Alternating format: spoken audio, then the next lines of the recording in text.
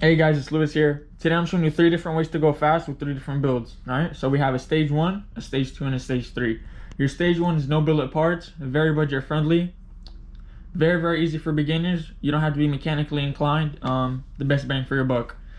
Stage 2 is a mild billet part build. So basically the stage 2 kit you get from like Go Power Sports, let's say. So the billet rod, flywheel, 265 cam, 22 pound springs, and all those mild parts. Stage 3 is a full out race motor for drag racing or go-karts or whatever you want to do. I'm gonna start out with the stage 1. Now with the stage 1 you're gonna get between 35 to 65 miles an hour, and I'll show you why, at 6500 rpm, and I'll also show you why. So this is the combo for the stage 1. Now I have 2 combos. I have this combo and I have another combo that I didn't write down. I'm gonna tell you after this. So stage 1 consists of Predator 212cc or Tilton 212, Hemi or non-Hemi. Now if you're at Harbor Freight, I personally pick the non-Hemi up and put it in your cart. Non-Hemi has lighter valves, lighter rockers. The whole valve assembly is a lot better than the Hemi. The retainers on a non-Hemi is automotive style, so it comes with split keepers and all that. Versus the Hemi, which is kind of the style where you push on with your thumb and all. It will work, but I personally prefer the non-Hemi because the valves are a lot lighter. You're gonna rev more, you're gonna get more RPM out of the same valve spring. So for example, a heavier valve assembly is gonna take more spring pressure to control it versus a lighter assembly. Thus, the lighter assembly is gonna rev more. That's why I have 6500 right here, and between 6 and 6500. So with the Hemi, you're gonna get 55 to 6000 RPM with the 18 pound springs. With the non-Hemi, you're gonna rev up to 6500. Like I said, because the valve assembly is a lot lighter, takes less spring pressure to control it. Governor delete, this is what I want to talk about. You can either disable the governor from the outside or completely remove it. Now you can either do something like this. Here's an example. The governor, the gear is still inside. All I did was notice that coil back there, right behind this lever right there. You put a zip tie through the coils and you tighten it up. That's all your governor is. Your governor isn't the plastic gear inside, it's that little return spring right there. When your governor kicks in, that spring stretches, the coils stretch. If you zip tie it and the coils don't stretch, it keeps your throttle open. And that's all your governor is. The second way is completely removing it. For example, this is a stage 1. This is exactly what I'm gonna show you guys on that stage 1, except this has a ported head. That's all. Completely stock internals. Here's the throttle assembly after you remove the governor. Do a little bend right here so the arm doesn't pop out. Here's completely removed. It's a little return spring. That's really about it.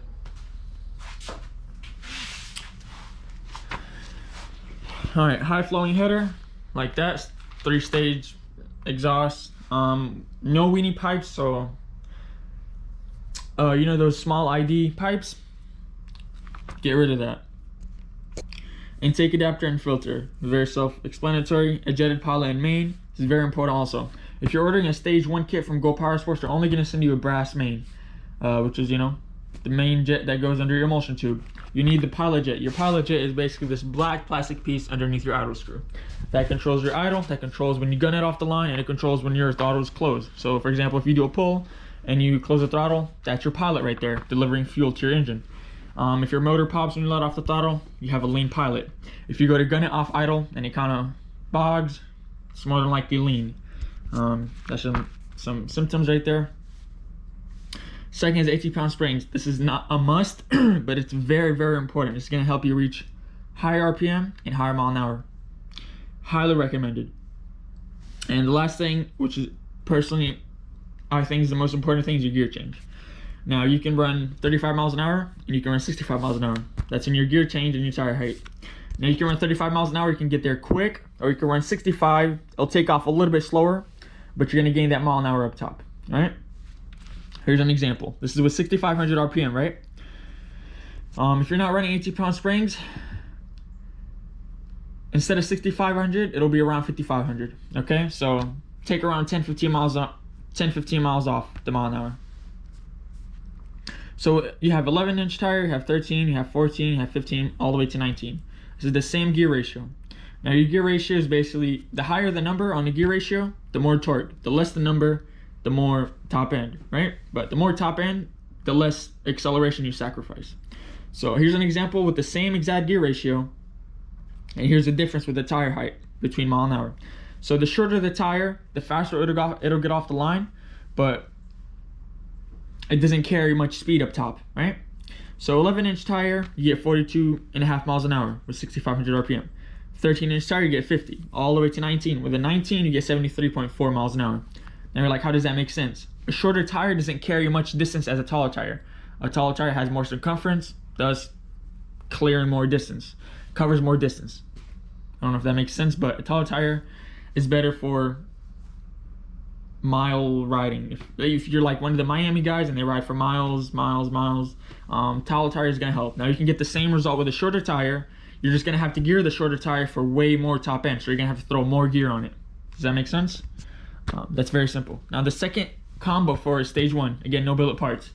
I personally like the Hemi bottom end with the non-Hemi head. Okay, the Hemi bottom end has a flat top piston, non-Hemi head, lighter valves, a little bit smaller chamber, only by 1 cc.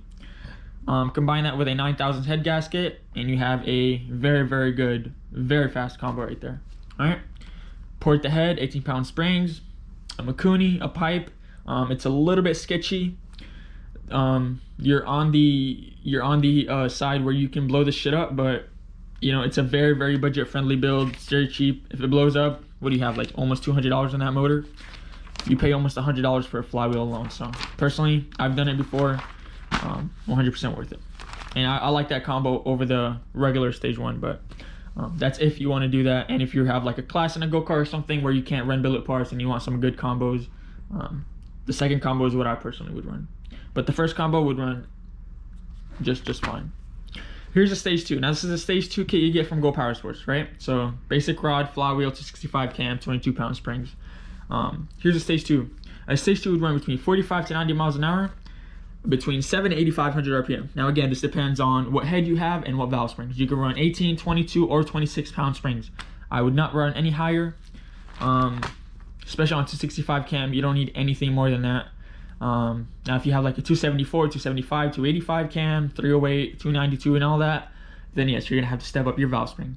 But the basic stage 2 kit you order is gonna come with valve springs and everything you need to basically install it. So here's the stage 2 combo. Stock bore, stock stroke, 212cc, flywheel, 32-degree timing, rod. This is gonna depend. If you're not ordering the kit and you wanna build your own motor, get the rod separate and all that, I recommend you take your head off, measure how far your piston is in the hole. So for example, if your piston is 20 thousandths in the hole, you get a plus 20 rod, right? A plus 20 rod is a longer rod, thus it pushes the piston closer to your deck. So it gets the piston flush at deck, right? That's why you see a plus 40, plus 20 rod. That's what the number means. The longer the rod, the higher it's gonna raise the piston up, all right? Your piston, optional. Stock pistons will run phenomenally. You don't need a $100 Wasco piston. Stock pistons will run just fine. Lifters, stock. I don't see a point in billet lifters at all. GX200 lifters work perfectly too. Stock lifters from 212 work perfectly too. Now push rods. I've ran stock. I've bent a couple. I've had some last a long time. You can either get chromoly or run stock. Chromoly is a lot safer. Again, take your push rod, measure the length of it, and get the same exact size. Now, if you're milling your head, let's say you have a Hemi head, right? And you mill that head 50 thousandths. You subtract 50 thousandths from your push rod length, and that's your new push rod length, right? So the more you mill your head, the shorter it's gonna close down. So the more you mill the head, the more that head is closer to your piston. Thus, it's pushing the head down, if that makes sense. So you need a shorter push rod to make up for that material you just milled off. So a ported head. Now this is very, very important. If you have a stage 2 billet part build and you don't have ported head, you're basically wasting your time, okay? Valve springs, again, match it to your cam. If you have a mod 2 cam, you don't need 60-pound duals, okay? So just do some research. With most 265 cams, the 265 hot cams are all basically the same shit. 22 to 26-pound springs is phenomenal. It'll get you right where you want.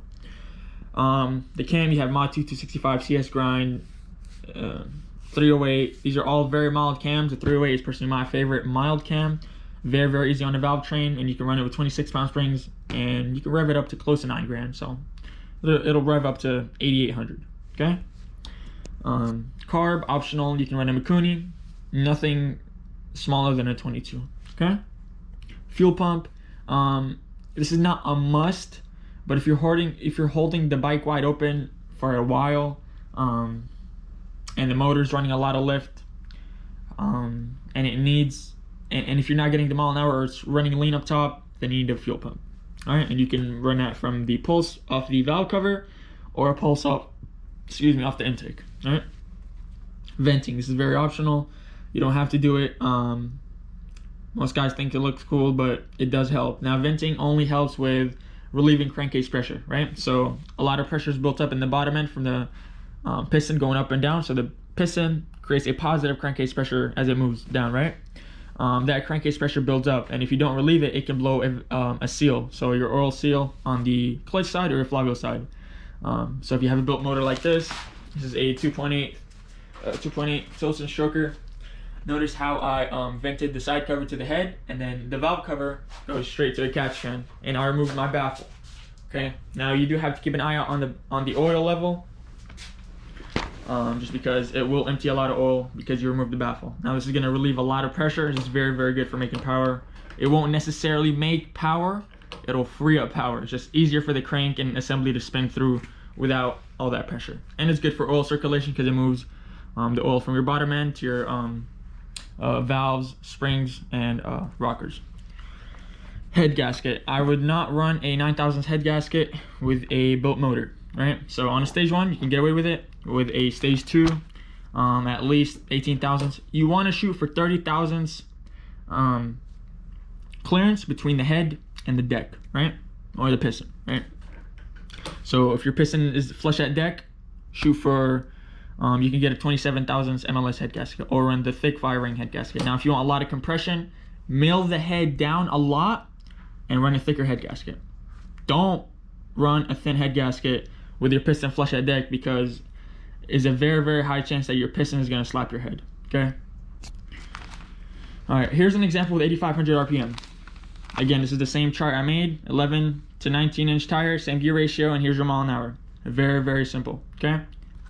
If you don't understand this, look up go-kart gearing chart, and it'll tell you, like, for example, a 12-tooth clutch, a 70-tooth clutch, a 70-tooth rear. It'll tell you what gear ratio that is.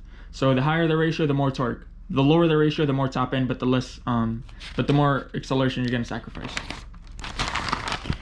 Here's your stage 3. This is all drag racing, high-tech build. There's some really good information here. Haven't seen anybody talk about this, so hope this helps. Now, if you're serious drag racing, this can range from 50 miles an hour to 100. Again, just all going to depend on your gear. Your RPM is going to range between 9 to 10,500 RPM. Yes. So, if you're running a serious drag racing build, I would not run a stock board. You can. I'm not saying you can't, but personally, if you're running a like a serious drag racing setup, I would not run anything under a 2.815, 2.835 board, right? If you're running top end, I would recommend a big bore, non-stroker. If you're running a drag racing, let's say an 1/8 mile, I'd go 2.8 stroker or 3-inch stroker, right? You can even run, so basically a stroker is gonna get you off the line. It just is not gonna rev that much, right? A bigger bore will make more power than a stroker. A stroker just helps with torque, right? So if you're running top end and you're looking for as much, like let's say Miami guys, they ride wide open for a long time. They try to get as much mile an hour as they can. I would recommend a big bore non-stroker, right? So de-stroke it. It's gonna help you rev more. It's gonna get off the line a little bit slower, but it's gonna make a lot of top end power, right? Some stroker cranks will limit your top end, okay? Just because a stroker crank is gonna limit the RPM. All right, you can get a cast stroker crank, like they have clone stroker cranks that are cast. They have the stroker crank from Tilson, which is what I have in my 236cc right there. Or you can get a billet ARC. Now, I heard a lot of bad things about the ARC strokers, that they can crack and all that. I've never personally used one, so I can't really tell you to either buy or not, because I can't afford one. But that's just what I heard, so take my word with a grain of salt. Cam, nothing under 300 lift. Now, 292s are good. Some 285s are good too, with ratio rockers. But if you're seriously drag racing, you need a big cam, okay? You don't need a high duration cam if your head flow is good. That's just clear that before I get into it. All right. Now your cam, I'm not gonna tell you what to buy because there's so many out there. I could tell you to get this and that, and it might not work for you. So talk with your builder. You know, step up the cam though. And that also depends on your head flow, which I'll show you here in a second. All right. All right. So your head, big valve head, at least 90 CFM minimum, right? A big bore stroker is gonna want to breathe a lot. So 90 CFM minimum. Valves, of course, stainless. They have 32, 34. Most of the 32s are off their market. You can get them at like mostly anywhere. The 34 intake is custom, and you're gonna have to try to find it. For your exhaust, you can run a 25 or 28. Your chamber for drag racing between 11 and 14 cc. If you're running an 18 cc chamber and a drag motor, basically wasting your time. Okay. Ratio rockers. All right. Now most people are like, well, I'm gonna get a 1.3 ratio rocker with the biggest cam I can find, right? But they never have their head float. Now this is what I wanted to show. For example, let's say you're running a 308 cam. A 1.2 rocker times 308 is 396 lift. A 1.3 rocker times 308 will get you 400 lift, right? Now don't look at that anymore. These numbers right here, you have 100,000s, 150,000s, 200,000s, all the way up to 500,000s lift. This is valve lift. And this is your CFM, this is your head flow, right? You flow 40 CFM at 100,000s, and you flow 105 at 500,000s. Now look at the biggest number. Where's the highest CFM, right? Your highest flowing CFM is at 450,000s lift, and you get 110 CFM, right? So why would you run 500 lift when you can run 450 and you get 110 out of that? Why would you lift the valve more and you're getting less CFM, right? That's why it's very important to get your head flowed. So that's basically explaining your rocker ratio to your cam, right? That's all it is. Bigger is not always better. It's very, very important. You're basically guessing. If you don't get your head flowed, you're basically guessing, okay? Fuel pump, this is a must. You can't not run a fuel pump. So here, the max lift you should run is 450 lift. Why? Because it's the max CFM that's being flowed at that lift. If you were to lift the valve to 500,000, you're just lifting it for no reason. You're not getting any more flow, you're getting less flow. It's not gonna flow less, but you get the idea, right? So why lift it more when at 450 you're getting more than 500,000? Make sense? Now your fuel is gonna depend on your compression ratio. Now 11.5:1 is the minimum to run on 93 pump gas, right? 13.5:1 is M5. Don't bother with M1. M5 will make more power. You can run M1, but M5 will always make more power. You can run M5 in nitro mix. Don't ask me about it. I never tried it, but I hear a lot of people running that. Clutch, you can run Polar Star Junior dragster setup. You can run a 3-disc, 2-disc Bully, SMC clutch. There's a lot of clutch options. This is just to clear things up. But there's a lot of things you need to think about and take into consideration when building a drag motor or a serious racing motor. I can't answer every question here because there's a lot of information to tell, and a lot of combos and a lot of things will work for this and not that. So hope this cleared everything up. I'm sure there's plenty of more information out there, but this is all I have for now. So I hope this helped, and if you guys have any questions, DM me on Instagram, which is VROOM_BOP, vroom_bop, or message me on Facebook, which is my name, Louis Safar, and I'll leave a link in the description for those too. So yeah guys, make sure you like, comment, and subscribe. I'm trying to hit 1,000 subs. Yeah, here's a shot for now. Working on stretch box outside, customer bikes, more shit outside. Yeah, more videos coming soon, so see you guys.